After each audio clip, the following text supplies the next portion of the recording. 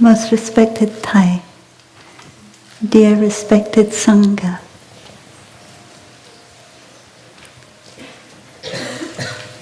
there is a story that after the Buddha became enlightened, the Buddha did not want to give the Dharma talk, did not want to teach the Dharma. The Buddha is recorded to have said to himself, "What I realized at the foot of the Bodhi tree is very deep and very wonderful. It cannot possibly be described in words." And that is why the Buddha did not want to teach, because the teachings that had liberated, or the experiences that had liberated the Buddha were impossible to describe in words. And then the god, Brahma,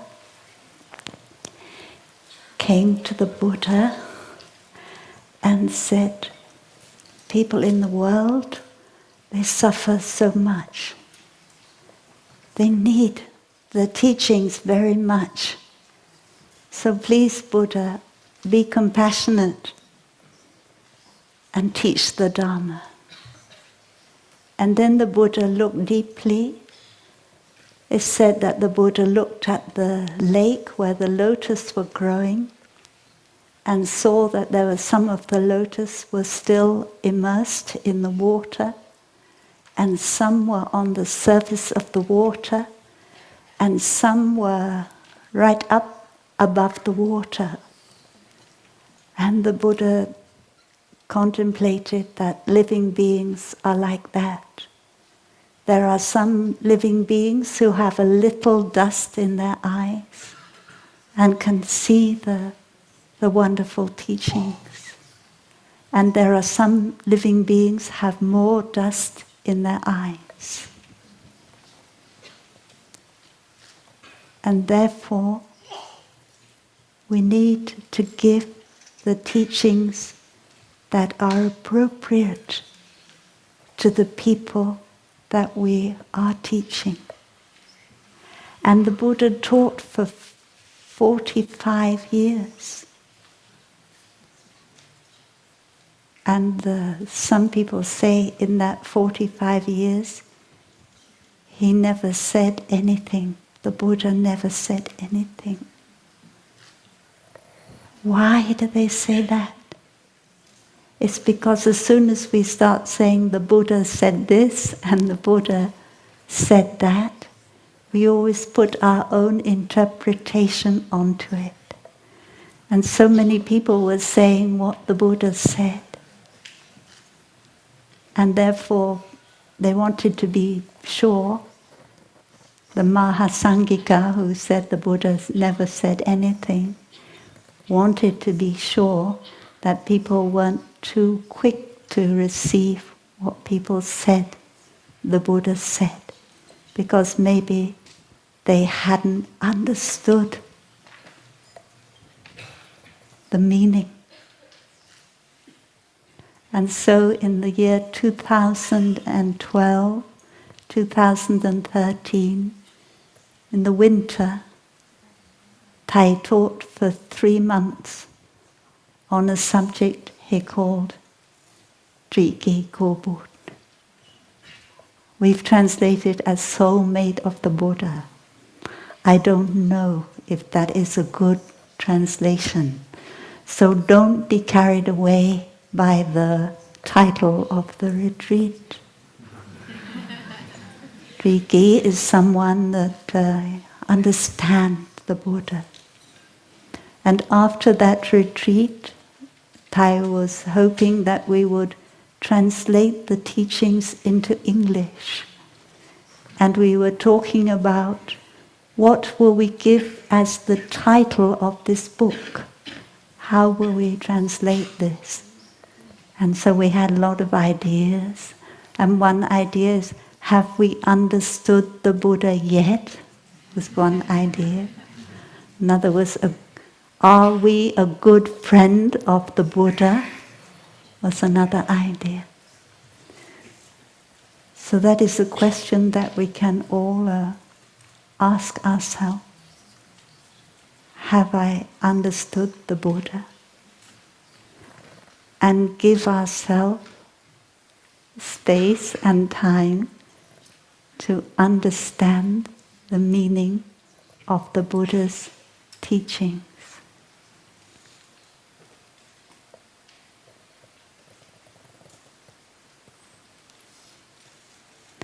So we have the sutras.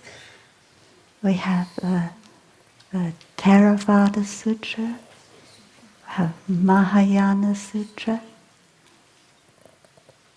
And normally people say the Theravada Sutra are the word of the Buddha.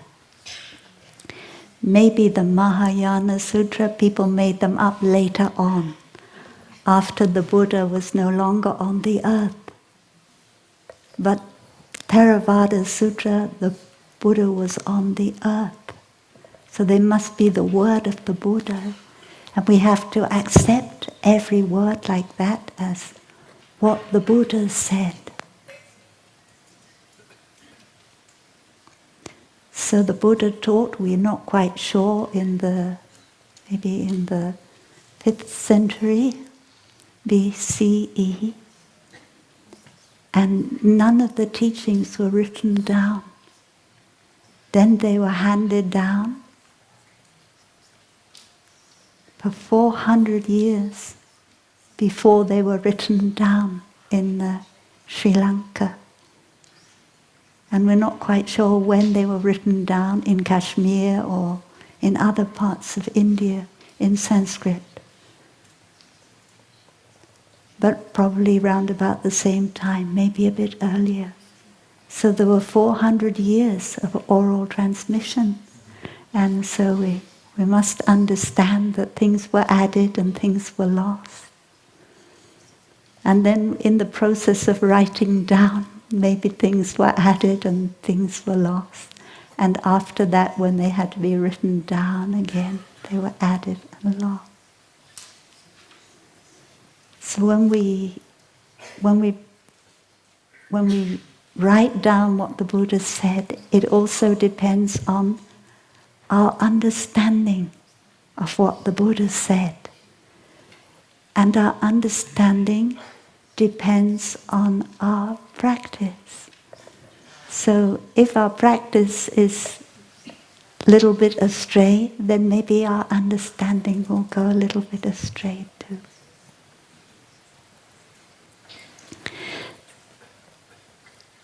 So after the teachings had been written down, then there were ancestral teachers of ours, that is, descendants of the Buddha and teachers, who were making commentaries.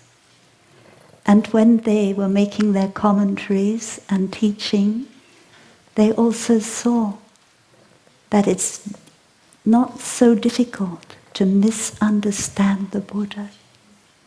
And so they wanted to give us guidelines to help us to not get lost in the ocean of the teachings. And we all need those guidelines. So that is the start that we have to make, is to look at those guidelines and see how they can help us. And we're very lucky. Thai was a scholar of very high caliber and had studied both the Pali canon and the Chinese canon for a very long time and very deeply.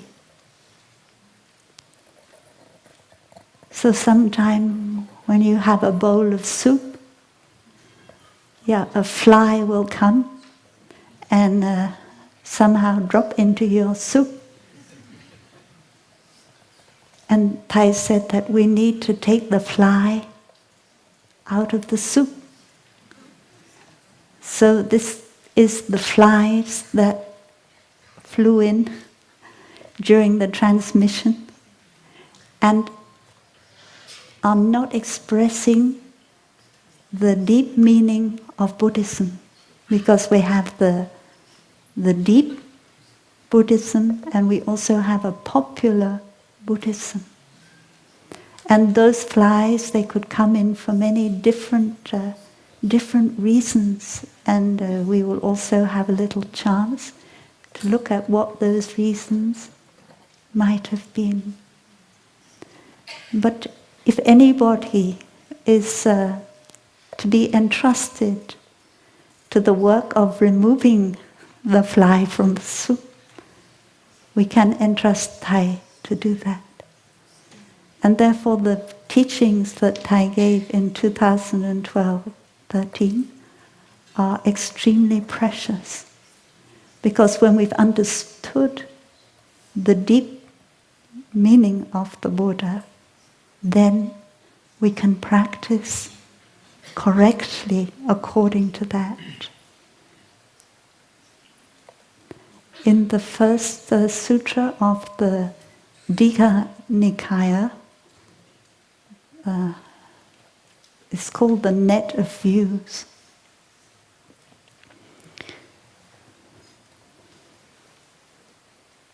It's not in there. Today I won't use the booklet at all. The net of views. Like the Buddha had like a big fishing net, and in that he could catch all the views, the opinions that people had in that time that were leading them astray. And at the beginning of that sutra, there are some Brahmins who have criticized the Buddha, are criticizing the Buddha. In fact, there are two. One is criticizing the Buddha, and the other is praising the Buddha. And some of the monks are a little bit upset when they hear their teacher being criticized. And the Buddha said, monks, don't get upset when you hear me criticized. Because if you do, your mind will no longer be clear, and you will not see whether the criticism is correct or not. And also, monks, don't get too excited when people praise the Buddha, because if you get excited, your mind will not be clear, and you won't see whether the praise is appropriate or not. And then the Buddha said, there are people who praise me for little things, like I only eat one meal a day, that I don't sleep until noon in the afternoon, and little things like that. But that is not the thing that the Buddha thinks we need to praise the Buddha for. But there are deep and wonderful truths and teachings that the Buddha has experienced and tries to transmit to people. And that is what the Buddha would think it was more appropriate to praise the Buddha for that.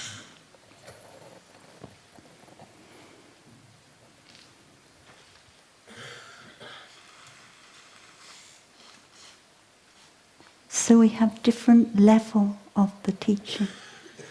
And now perhaps we should look at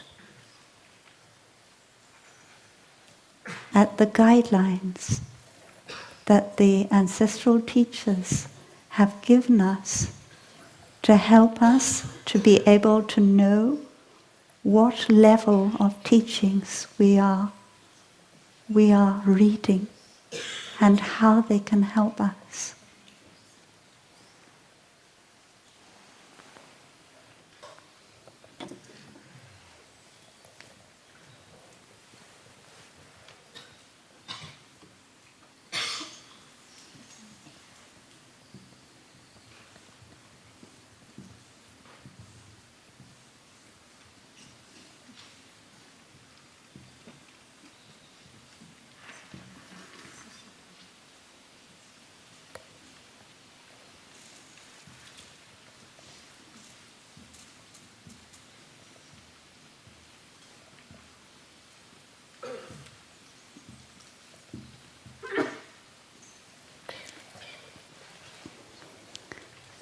So Siddhanta, it means criterion or criteria, and these are the criteria that we want to, when we read a sutra, we should bear in mind these different criteria.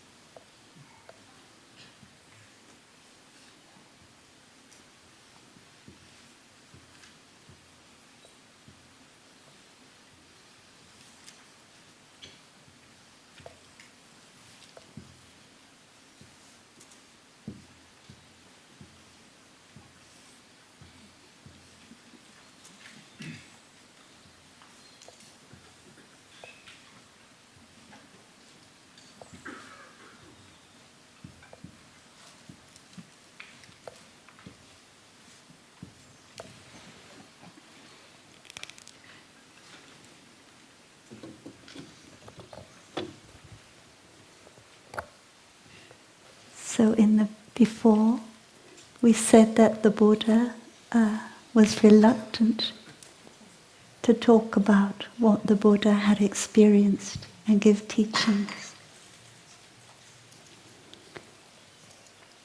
Often people would ask the Buddha, "What do you teach?" And the Buddha said, "I only teach one thing, and that is suffering and the end of suffering." It's very practical. So that is also a criterion that we need to bear in mind. When we read the sutra, it's to help us to transform our suffering. If it doesn't, it just becomes more what? It's like when you fatten up a goose for Christmas. Like the knowledge, it can come like that. It should become, it's not really necessary for you.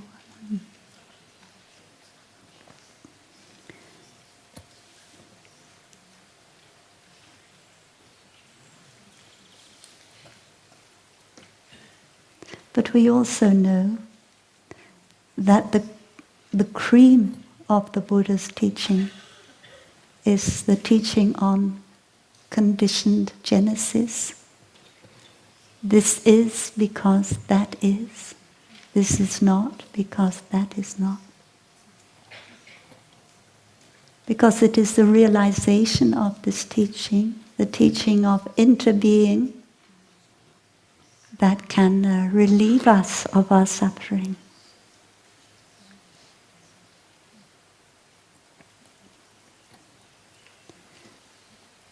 So we live in the world, and therefore we have conventions in the world.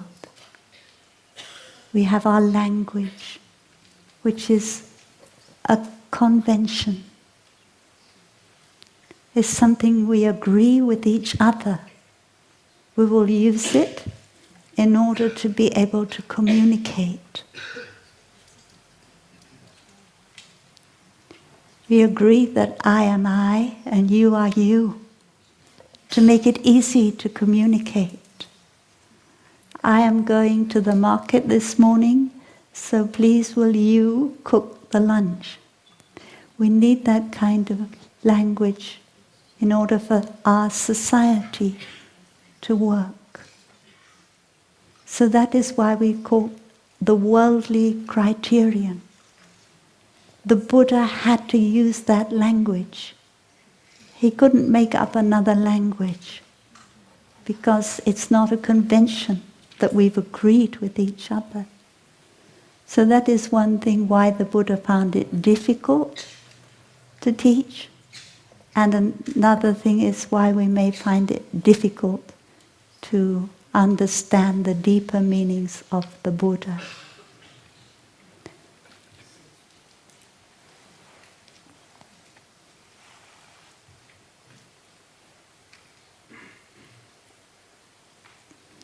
So in the convention, we also have concepts like time and space.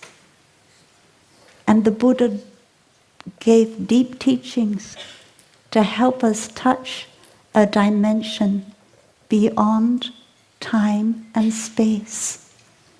But that doesn't mean to say that every time the Buddha taught, he had to stop and say, well, I don't really mean that.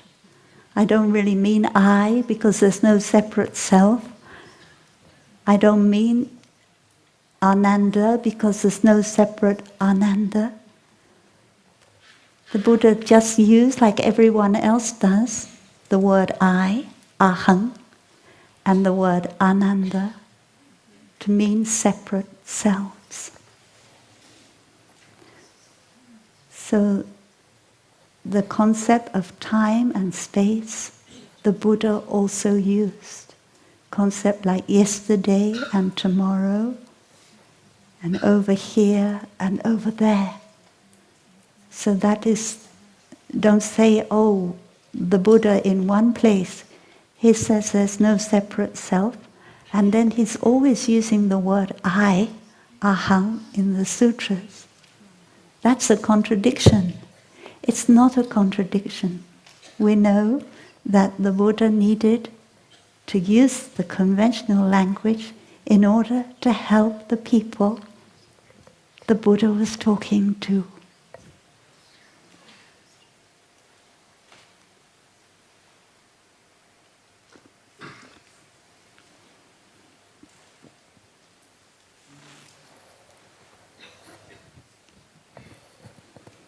And then the second criterion is, who is the Buddha talking to? Who is the person the Buddha is talking to? And every time we read a sutra, it usually tells us who the Buddha was talking to, whether it was a Brahmin or whether it was a monk. And we need to know that because everybody receives the teachings in a different way. And we have to teach different people in different ways. If you're a school teacher, you also probably know that. And if you give consultation in a retreat to people, you probably know that even though two people seem to have the same problem, ask more or less the same question, you may give a different answer depending on the person who asked the question.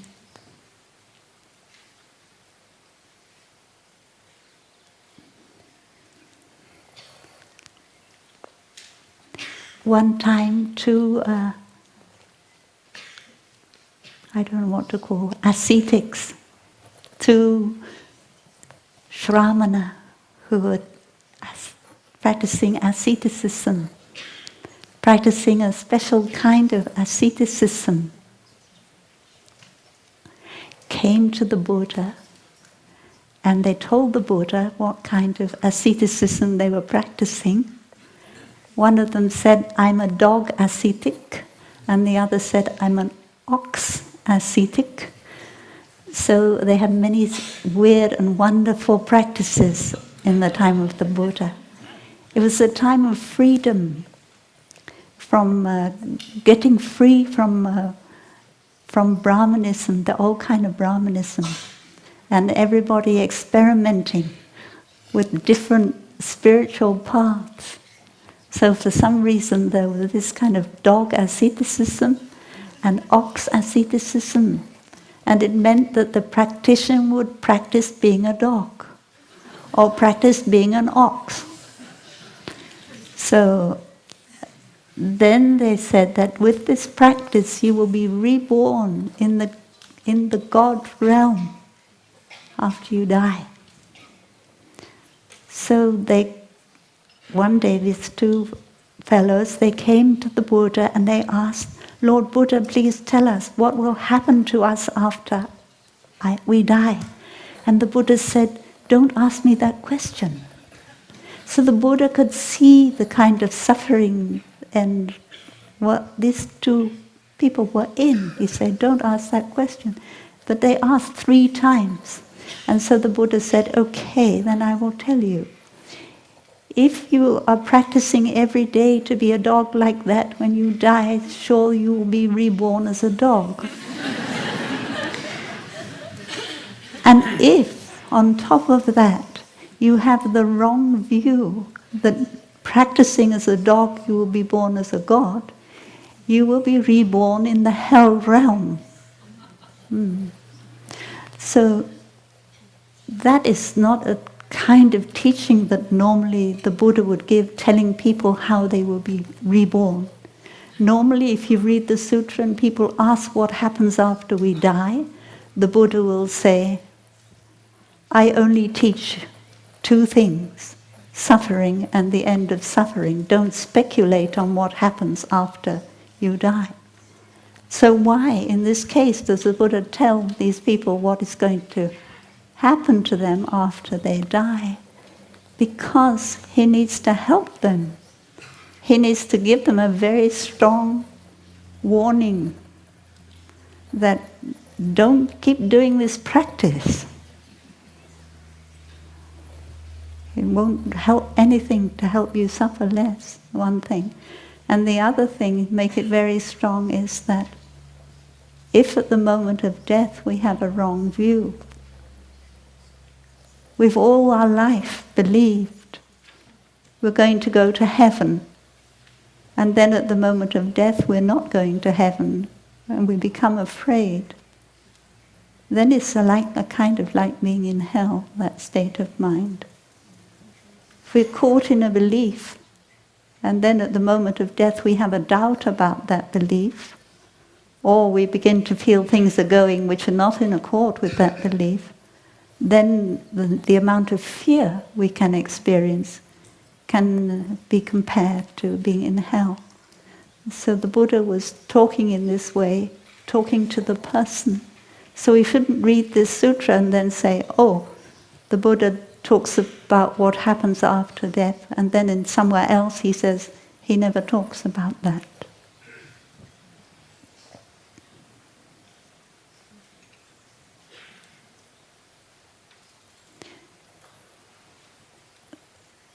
The Buddha had a good friend who was a king, whose name was Bimbisara. And his son, the prince, was persuaded by Devadatta, the monk the cousin of the Buddha, who was very jealous of the Buddha, was persuaded by Devadatta to kill his father. And the queen, whose name was Vaidehi, she must have suffered tremendously. And she went to the Buddha and she asked, Lord Buddha, is there a place where there is no suffering? And it's reported the Buddha said, yes. There is a pure land where there is no suffering. Let us meditate together in order to touch the pure land where there is no suffering. And so that is why in the Sukhavati Sutra, the sutra on the pure land, it always says that Shariputra, there is a place where there is no suffering. So we should also understand that someone is suffering tremendously. They need to have some kind of faith. They come to the teacher and they need some kind of faith that I can get out of this suffering. And so the Buddha, out of compassion, he says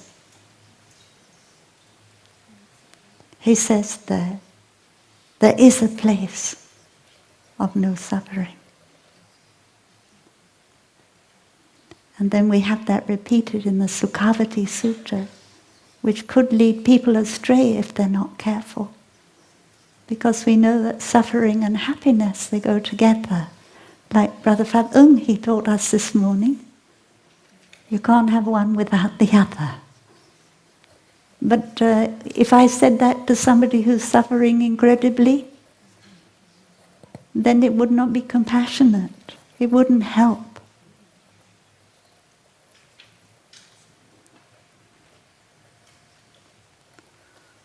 So the Buddha taught like that.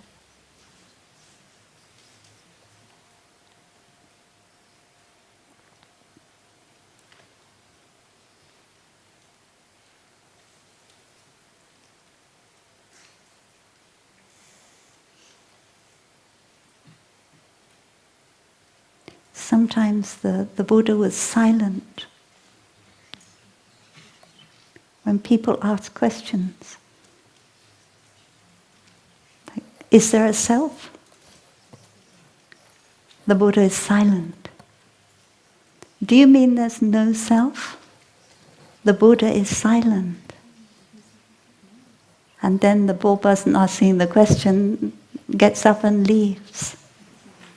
Not the poor person, the lucky person who asks the question gets up and leaves.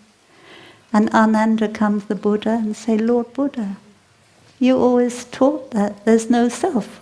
Why didn't you tell him there's no self? And the Buddha said, because it would just leave him in a state of absolute confusion. So that is why I remain silent. He's not ready for the teaching on no self yet.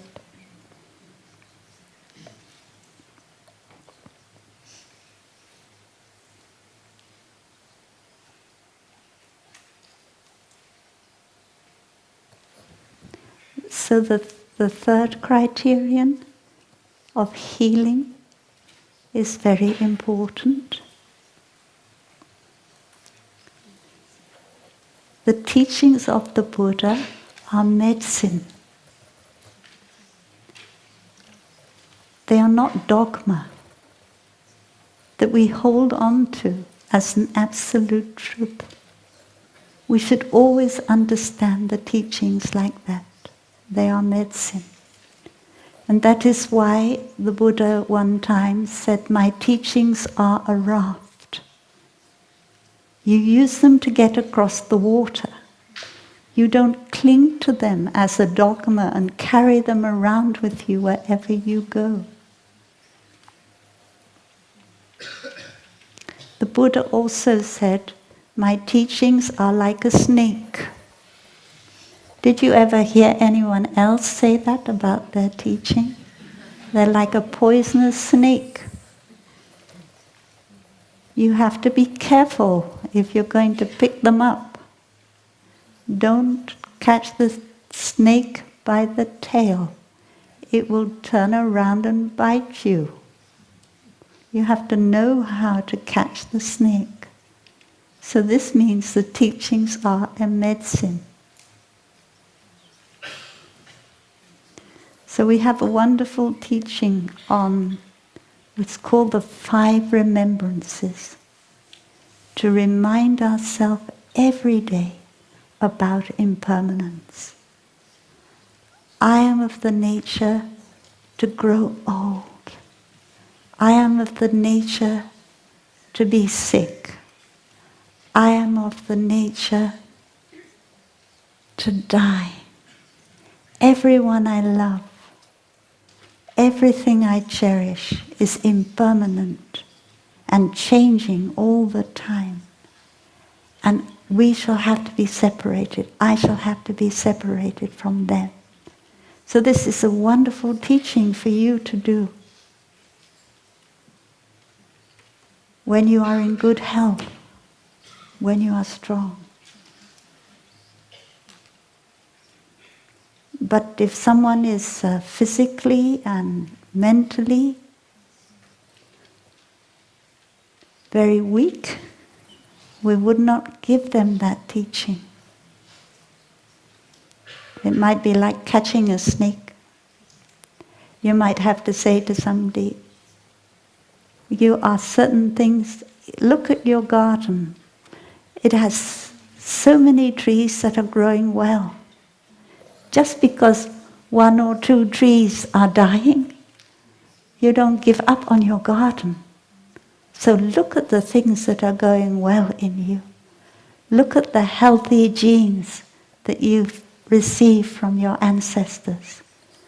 We might tell them like that, to give them the medicine that they need. So this is wonderful, this criterion. It keeps us from being dogmatic. And that is one very important thing about Buddhism. No dogma, no doctrine.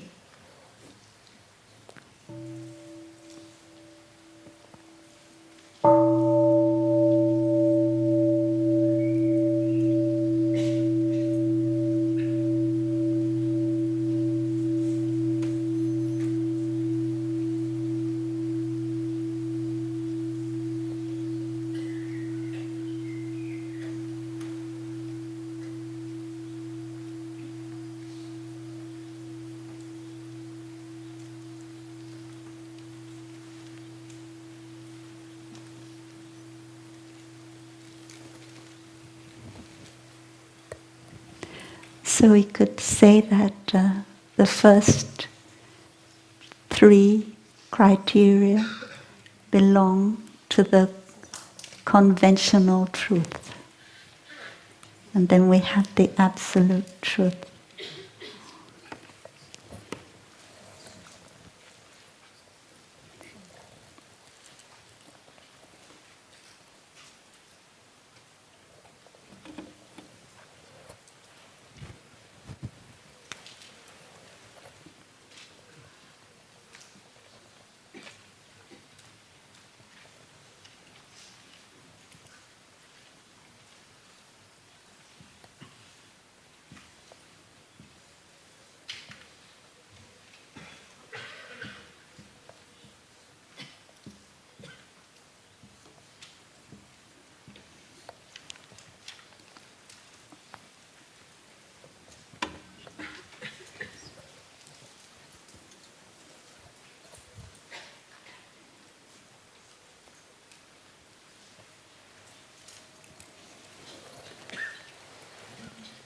all teachings the Buddha gives are to heal.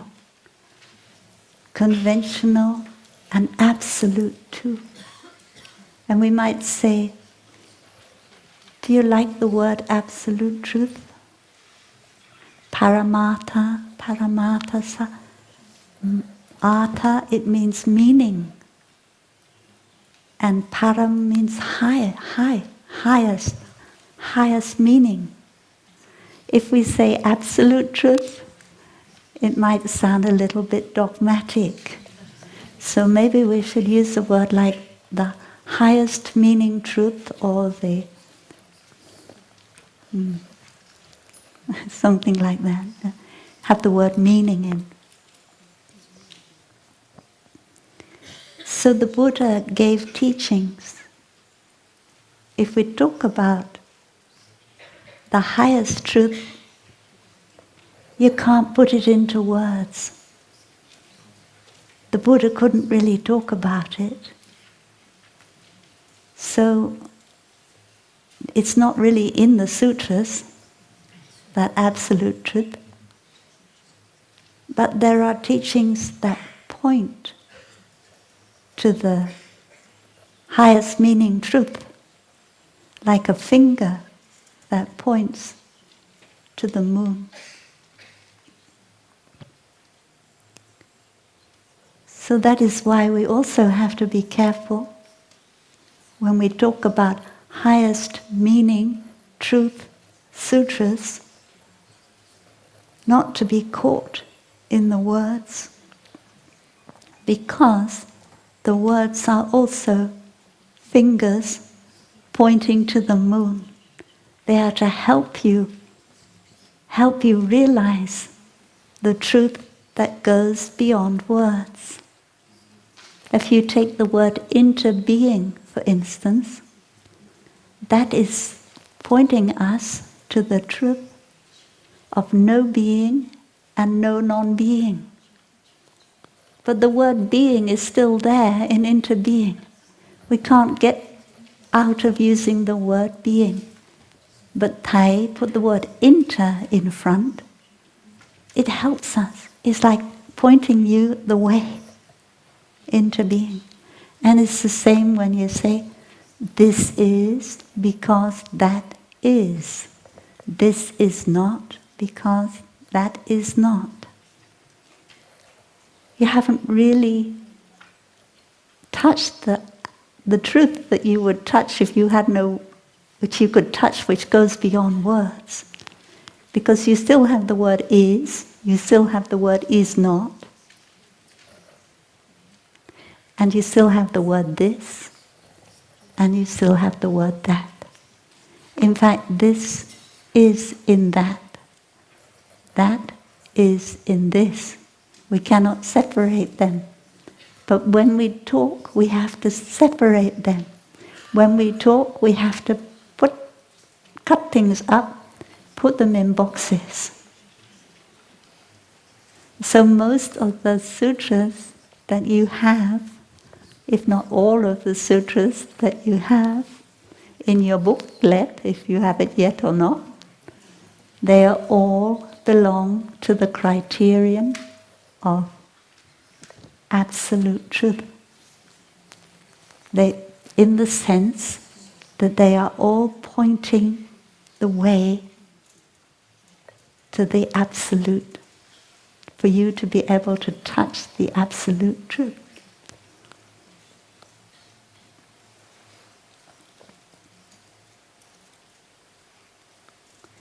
So in the Kachayana Sutra, the discourse on the middle way that you all know from the chanting book, the Buddha is teaching one of his disciples about right view, and the Buddha says that right view is what goes beyond being and non-being.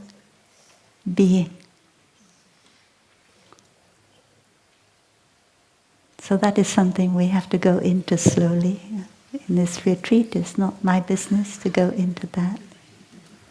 But in that sutra, Kaccayana, who is listening to the Buddha, is able to go beyond the words of the Buddha and experience liberation because the words have helped Kaccayana to have that experience. So that's what the words are there for. And Kaccayana must have been mindful, concentrated, while listening to the Buddha in order to have that insight. And then the Buddha said, this kind of insight doesn't come from other people. It's not something someone else can give to you. You have to touch it for yourself. You can only touch it for yourself.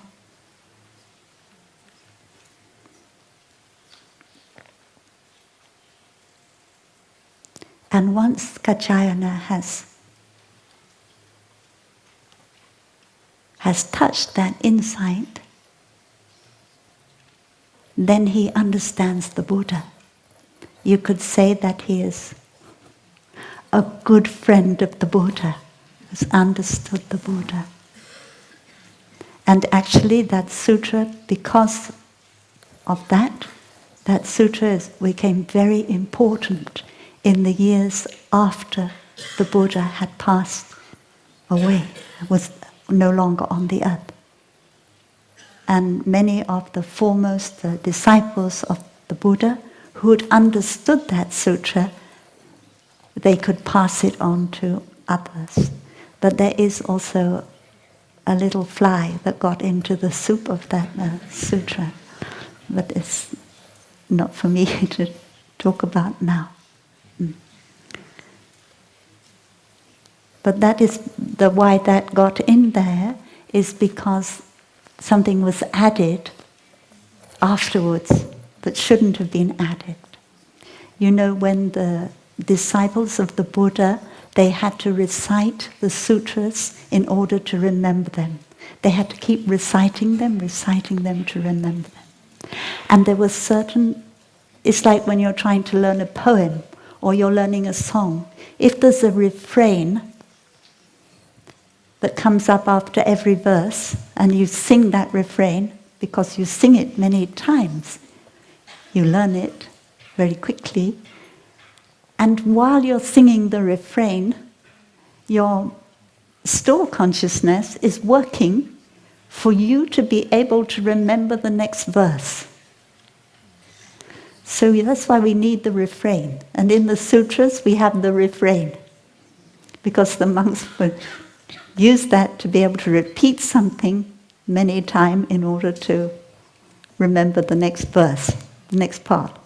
So in the sutras we have refrains, and we have to be careful of those refrains, because sometimes they're taken from one sutra and put into another sutra where they don't belong. So someone who is understand the Buddha will be able to see, oh, this refrain, it doesn't belong in this sutra, it belongs in another sutra.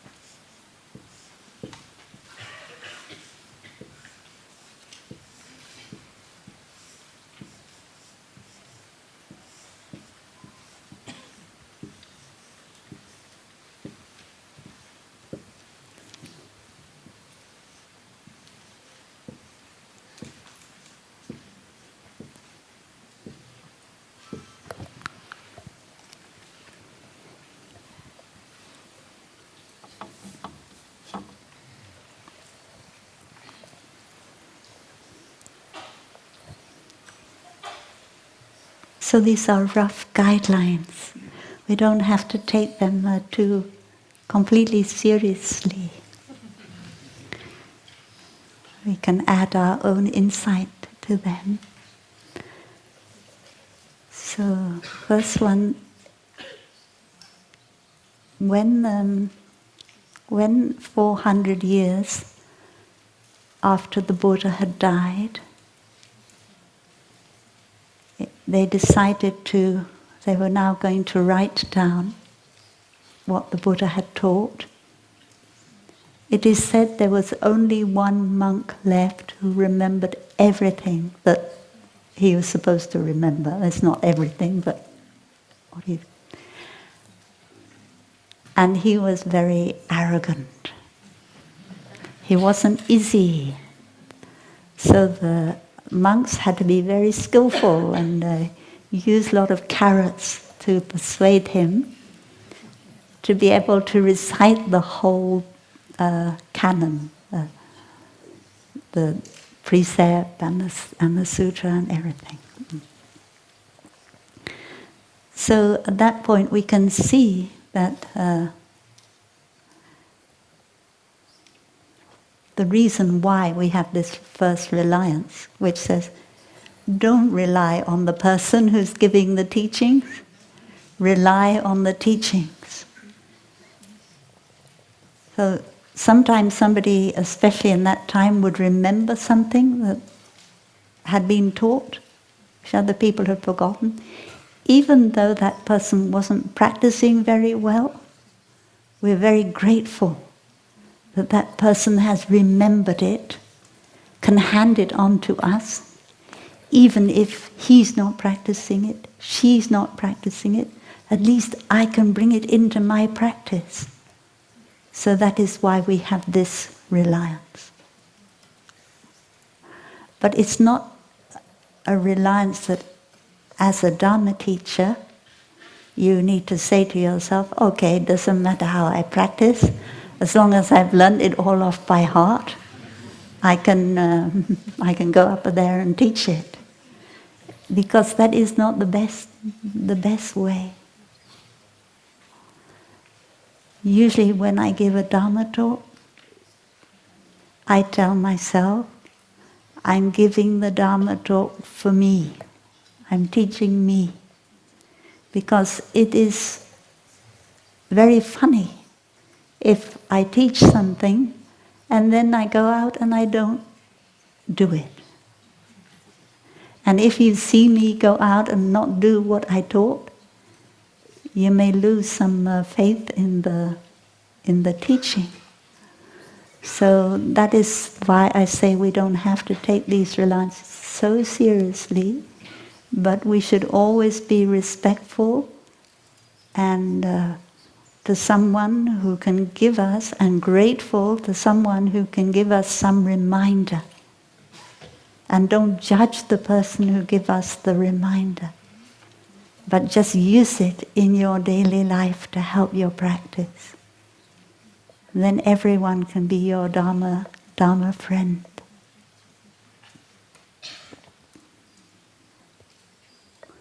So we've already talked about how there are sutras that can use as fingers pointing to the moon, that can help us, show us the way to the ultimate truth, the deep meaning of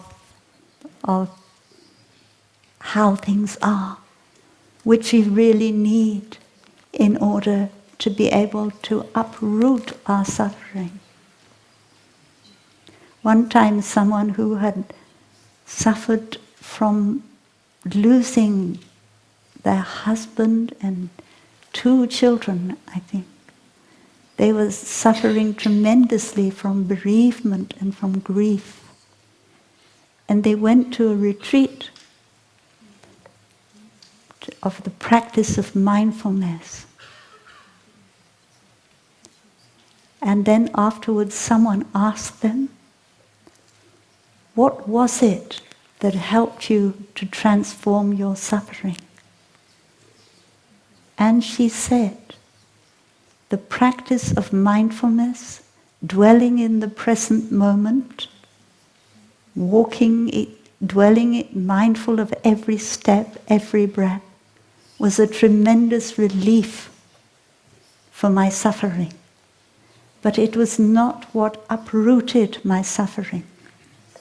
What uprooted the suffering was the insight into the nature of how things are. The insight into no birth and no death. So that is why we need the deep teachings. They bring us this. But without mindfulness, without concentration, we cannot have the insight. So we need the sutras that teach us the satipatthana, the anapanasati, as basic. First, the practice of mindfulness, dwelling in the present moment, and then the insight will come. So that is why here it says we should rely on the deep teachings. But that doesn't mean to say that we throw away all the teachings that are not deep teachings, like the 5 mindfulness trainings, the 4 establishments of mindfulness. They are so important. So we must not misunderstand this and spend our whole day reading discourses on the ultimate meaning. We feel very good. But then when we put the book down and we wake up the next morning, we're as grumpy as ever. So we really need the other teaching. And the third thing, there's a quotation in Vietnamese, which I've now, it's gone out of my head. Rely on the spirit and not on the letter. Anyway, then this thing is also very important for us. Of course, we need to understand the spirit. When we practice the 5 mindfulness trainings, we have to understand the spirit. We can't get caught in each word. But if we remove one word of the 5 mindfulness trainings, it might be very dangerous also. So we shouldn't just say, I'm just keeping the spirit, I don't care about the word. But on the other hand, we don't want to become a fundamentalist and say, the Buddha said this, you have to do that. Because if you become a fundamentalist, somebody else will come and say to you, in all 45 years the Buddha was teaching, he never said anything. So that is what we say to fundamentalists. But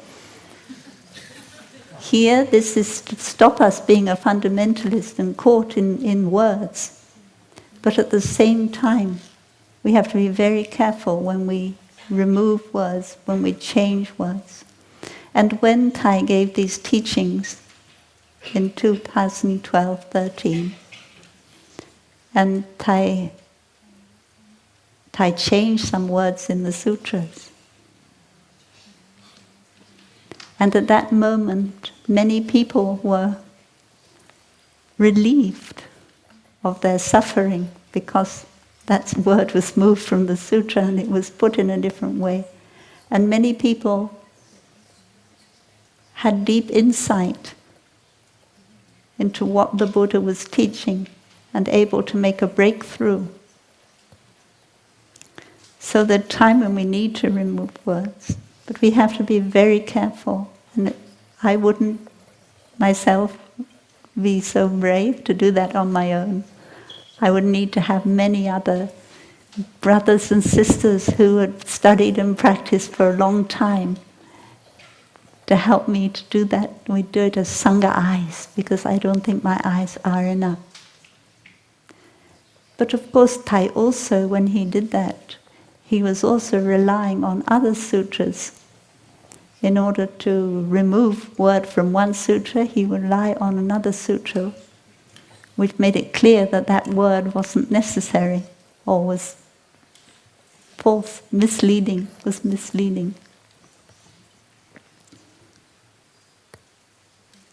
And the last thing is we rely on our we don't rely on our consciousness. We rely on our insight, which comes from mindfulness and concentration.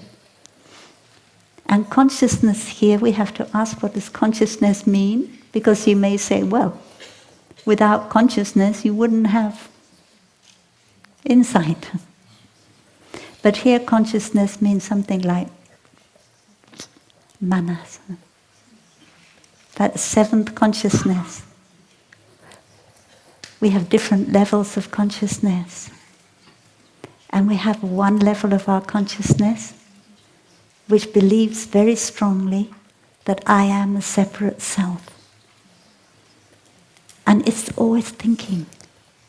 It thinks and thinks round and round in circles in order to reinforce the fact to myself that I am a separate self. This body is me. This feeling is me, is I. This body is mine. This feeling is mine. So there's a part of our consciousness which is responsible for that feeling of being a separate self. And if we rely on that when we read the sutras, it won't help us to be released from that feeling, I'm a separate self, I inter-am.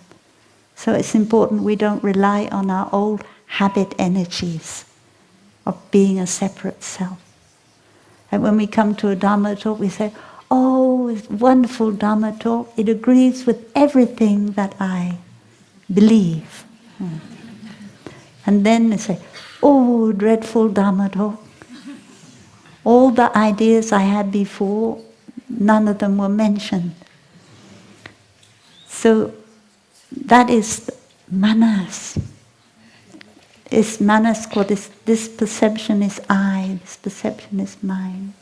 So in a Dhamma talk, the best thing is just let go of all your ideas and just let the Dhamma reign. Help you to see things in a new way. To me, that is the best thing about a Dhamma talk. Not that I remember what was said in my conscious mind, but when I go outside of the Dhamma hall, I feel that I see things in a different way. So that is why we say rely on the insight and not on the consciousness. So one more thing that we need to say before we end, and that is that the conventional truth and the sublime meaning truth, they are not separate. It's not that the sublime meaning truth is right and the conventional truth is wrong. And Thai compared this, when Thai was teaching, to the physics.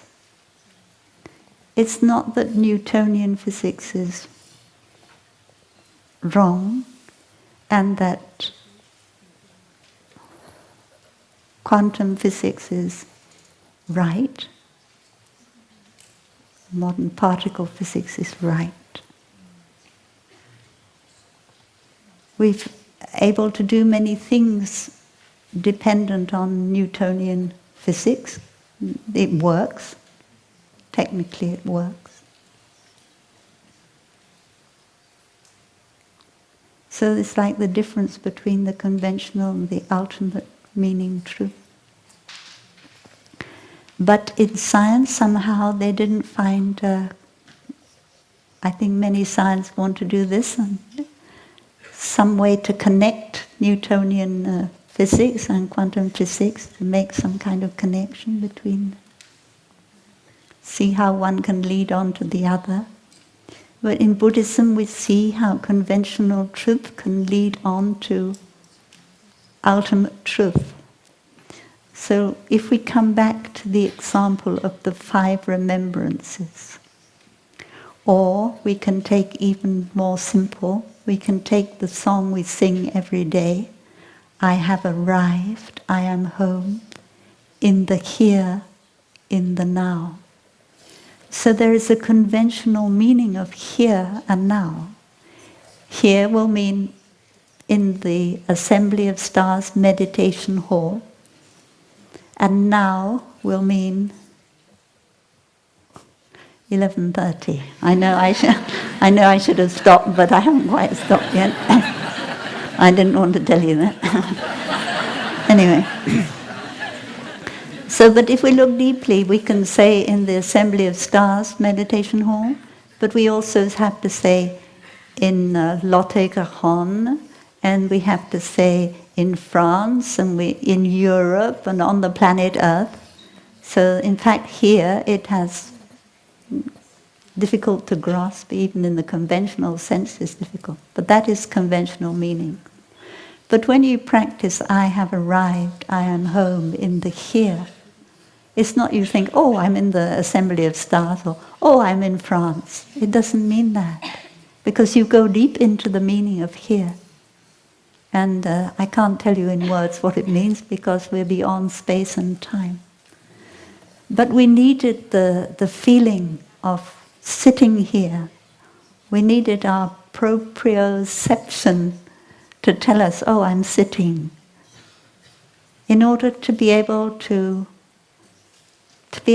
touch something that goes beyond time and space. And the same is true with time. We say, now.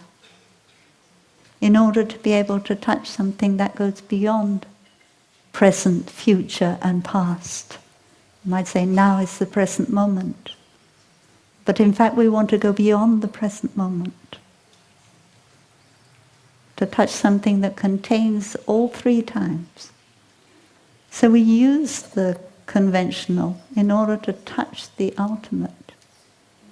And the other thing about the 5 remembrances is that I am of the nature to get sick, I am of the nature to die. And we meditate on that deeply. And actually this is in one of your sutras, but we don't need to know which one now. Who is it that doesn't get sick? Who is it that dies?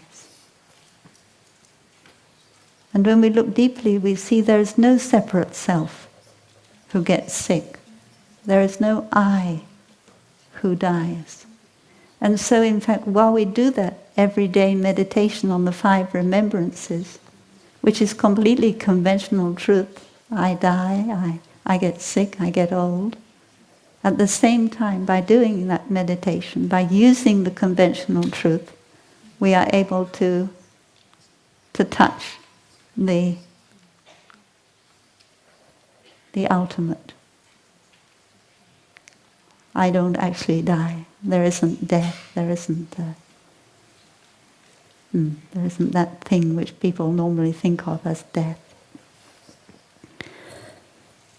So that is why one monk said to his disciple, the way to touch no birth and no death is to go deeply into no birth and no death.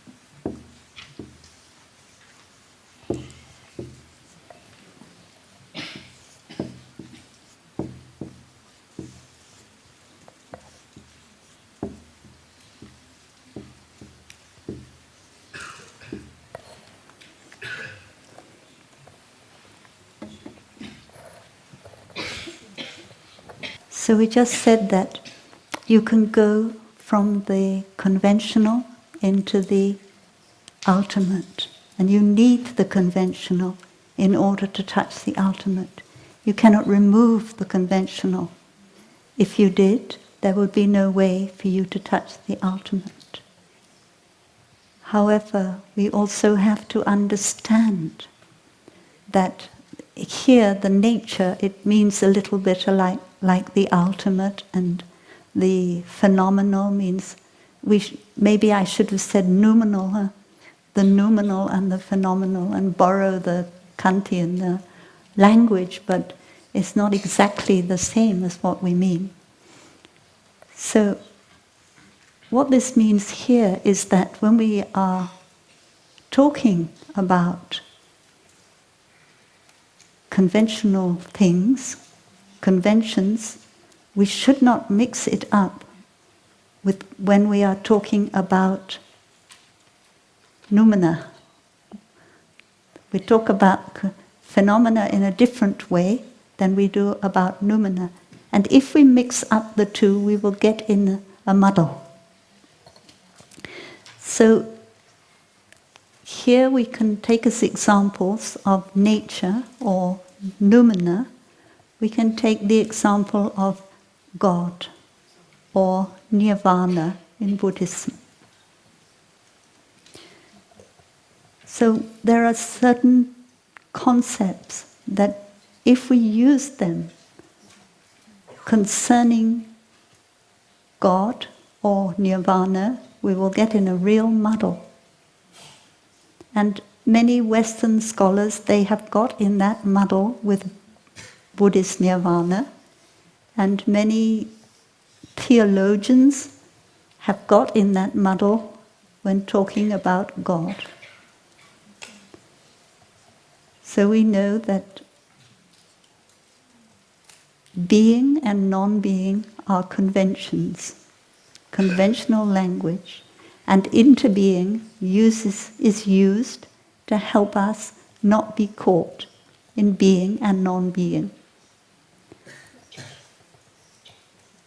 So interbeing is to be used to help us get in touch with the ultimate dimension, to help us be in touch with God, to help us be in touch with nirvana. So we cannot ask questions like, does nirvana exist? Does God exist? Because we are mixing up God and nirvana with conventional language, which is not appropriate, it's inappropriate. So you ask the question, where is, like Western scholars have sometimes asked this question, where is nirvana? How long does it take to realize nirvana? What kind of person realizes nirvana? These questions. Does God exist? Or does God not exist? We are using the wrong kind of language. Actually, we cannot talk about God, we cannot talk about nirvana, but we can use language that shows us the way how to touch God and nirvana. And that kind of language is language of interbeing, not the language of being and non-being.